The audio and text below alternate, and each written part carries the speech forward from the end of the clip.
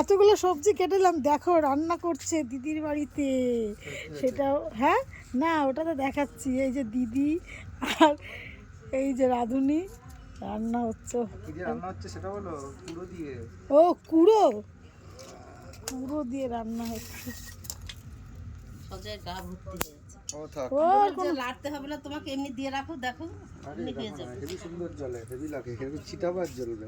এই বড় বড় ইয়েগুলো দাও না রে বল। আরে এটা হেভি সুন্দর আছে, তুমি জানো? আচ্ছা ওগুলো দিতে হবে না। আমরা ওই যে কুড়োর উনুন বানিয়েছি, দিদিকে বলো কিরকম।